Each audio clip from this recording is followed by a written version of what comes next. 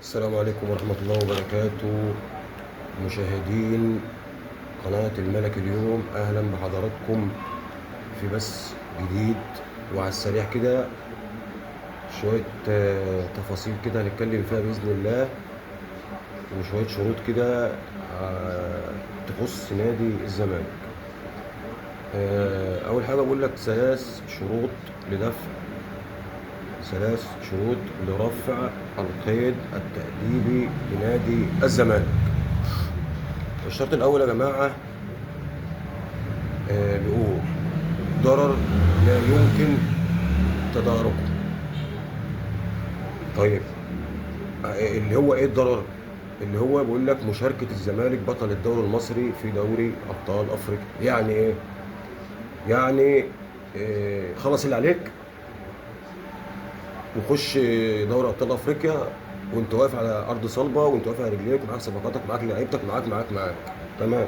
الشوط الثاني، الخصم لا يمانع في رفع وقف القيد التأديبي. يعني الخصم اللي هو رفع قضيه على الزمالك مش ممانع ان انا اتسامح معاكم آه، في سبيل ان ارفع القيد التأديبي على نادي الزمالك. شوف بقى مين بقى اللي طبعا صلاح مصدق والناس اللي كان لها مستحقات قديمه يعني.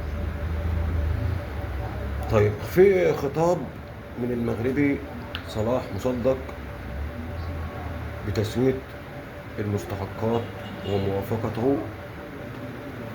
يعني خطاب من المغربي صلاح مصدق ان هو عاوز يسوي مع النادي المستحقات وموافقته على رفع عقوبه وقف القيد التأديبي.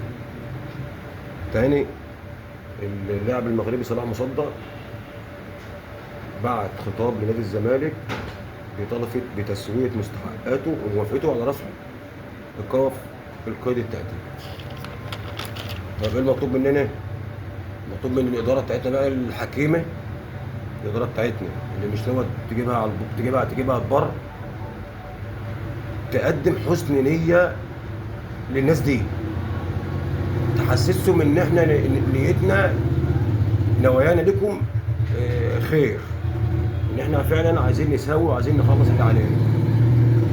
حسن النية في تسوية القضايا، تقديم الزمالك لتسويات واتفاقات تثبت حسن النوايا في تسديد الغرامات مع الأطراف الأخرى. تمام.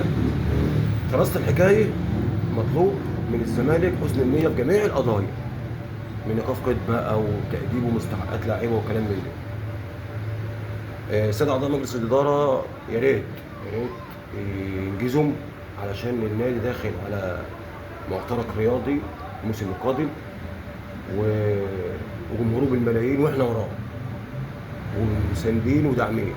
ارجو منكم انكم تنهوا القضايا دي وتفكوا القيد والقيد التأديبي ده ينشال.